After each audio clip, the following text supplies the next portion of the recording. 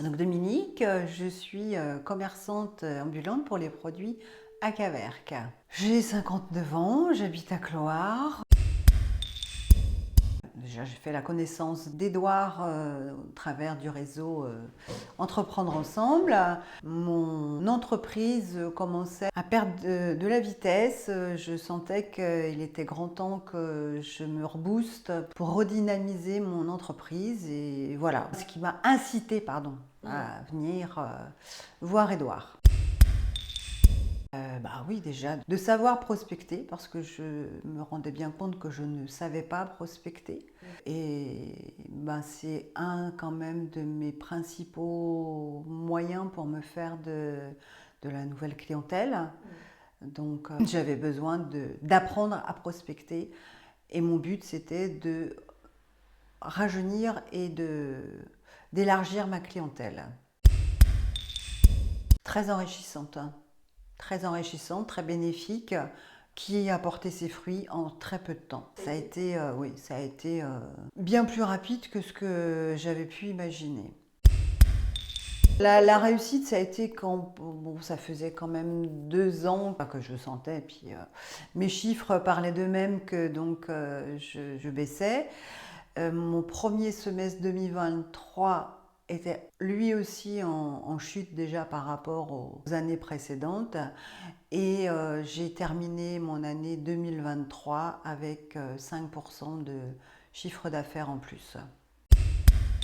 C'est complet parce qu'en fait, ça nous permet d'aborder plusieurs sujets, d'aborder les choses de manière différente. Et en fait, il y a toujours une solution. Et si on n'est pas à l'aise avec une, ben, il y en aura une autre. De ne pas vouloir vendre à tout prix dès que la personne ouvre la porte. Et ça, c'était vraiment un très très gros défaut, de vouloir placer mon produit en premier au lieu de m'intéresser d'abord aux besoins clients. Je me souviens d'une dame en particulier avec qui je suis restée longtemps discuter et qui, en fait, c'est d'elle-même, enfin, c'est elle-même qui m'a fait rentrer chez elle au bout d'un quart d'heure, une demi-heure. Et donc, elle m'a acheté des produits et je l'ai revue 2 fois depuis. Donc, bah, j'espère maintenant la fidéliser et continuer à la revoir. Les petits schémas qu'il Ouais, le sketchnoting. Voilà, les sketchnoting, je ne suis pas très douée en anglais, c'est pas nouveau, sont très parlants. Et visuellement, on voit tout de suite aussi nos axes d'amélioration. J'ai aussi changé mon vocabulaire, c'est Avant, vrai, tu parlais de quoi? de mes défauts. Et maintenant, tu n'utilises plus tes défauts. J'essaie de me corriger sur beaucoup de choses, hein. Le fait, voilà, d'aborder les choses d'une manière différente, d'une façon différente. Je ne vais pas dire non plus qu'on me fait rentrer à chaque fois qu'on m'ouvre la porte, mais par contre, je n'ai plus cette déception et ce sentiment de dévalorisation lorsqu'on me ferme la porte. Bon, ben voilà, les gens ont le droit de ne pas avoir envie, d'être pas dans leur bonjour, enfin, de plein de choses que j'ai pas à connaître et puis qui me regardent pas. Mais voilà, tout le monde n'est pas réceptif au moment où on vient taper à la porte. Donc ça, c'est aussi une chose que j'ai appris, de ne pas prendre les choses personnellement. Effectivement, c'est quelque chose que je devais, que j'ai trop fait et qui du coup m'ont complètement découragée et démotivée à faire du porte-à-porte. Bon, d'abord, c'était un groupe très sympathique. Bon, il y avait des choses que je connaissais. Par contre, ça fait beaucoup de bien de remettre le doigt justement sur certaines de nos faiblesses. Et ça redéclenche le fait de se dire, oula, ouais, là c'est vrai, il faudrait quand même que je fasse plus attention, que je réagisse différemment. Et voilà, la confiance en soi, gestion du stress, c'est aussi savoir lâcher du lest et puis pas tout prendre pour soi. Ne pas tout prendre personnellement, parce que bon, quand même, Parfois, t'es responsable aussi. il y a des fois où il ne faut pas non plus mettre la faute sur les autres, hein. On est aussi responsable de ce qu'on fait. Mais je dirais que je me suis rendu compte que j'avais récupérer de la confiance en moi au niveau professionnel, ce qui peut paraître peut-être paradoxal. Alors, il y avait des techniques que je connaissais, mais bon, on est un peu, enfin, je sais pas, en tous les cas, moi, je suis peut-être pas assez persévérante et je ne retourne peut-être pas assez régulièrement sur les choses que je connais, mais que je ne mets pas en pratique. Donc là, ça fait des petites piqûres de rappel et on va remettre certaines choses en pratique. Oui, il y a des. Oui, oui, oui, oui, oui, oui. Bah, en fait, j'avais déjà pas mal de choses en place, mais bah, j'en mets d'autres. Je continue d'en mettre d'autres. Je me rends compte que je prenais peut-être pas suffisamment assez de notes, surtout quand je faisais de la prospection, justement. Là, le fait de prendre des notes à chaque fois et de tout réécrire le soir, ou du moins de tout reposer le soir, ça permet de faire un bon bilan et de revoir justement là où j'ai pu encore faire des erreurs. Une plus grande confiance et où j'arrive quand même à aller plus facilement vers les autres. Bon, j'ai osé aller faire des démarches vers des CE, des choses comme ça. Donc c'est des choses que j'aurais jamais ni pensé ni osé faire auparavant. Ah bah, oui, de toute façon les chiffres parlent d'eux-mêmes. Donc oui, il y a un bénéfice évident. Ah, les chiffres, oui, oui, il y a deux années et demie en chute. Et donc, premier semestre 2023 qui continuait à chuter. Fin 2023, plus 5% sur mon chiffre. Donc 5%, c'est peut-être pas énorme sur l'année, mais alors par contre, je n'ai pas fait le pourcentage de pertes que j'avais encore au premier semestre 2023. Mais de tête, je pense que je ne devais pas être loin des 10% sur mon premier semestre et je finis l'année avec plus 5. Ah oui, il y avait des moments où les premières prospections qu'on est allé faire ensemble, oui, pour moi, c'était, ça a été les premières fois, ça a été un exercice assez compliqué.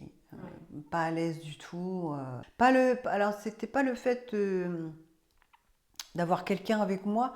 Alors ça, j'étais très à l'aise là-dessus, parce que je savais que de toute façon, si Edouard était là, c'était pour justement repérer mes...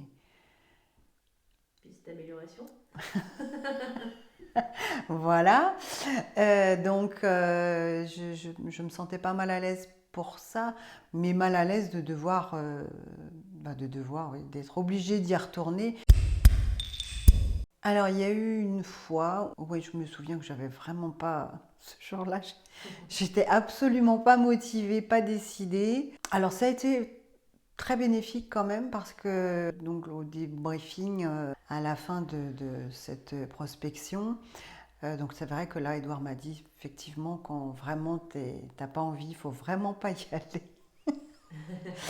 Mais parce que ben, cette fois-là, il a mis le doigt sur d'autres gros défauts que j'avais. Et donc en fait, ça a été dur d'y aller parce que j'avais vraiment pas envie, mais ça a été bénéfique. Et c'est voilà, les points sur lesquels il m'a fait remarquer où ça n'allait pas du tout.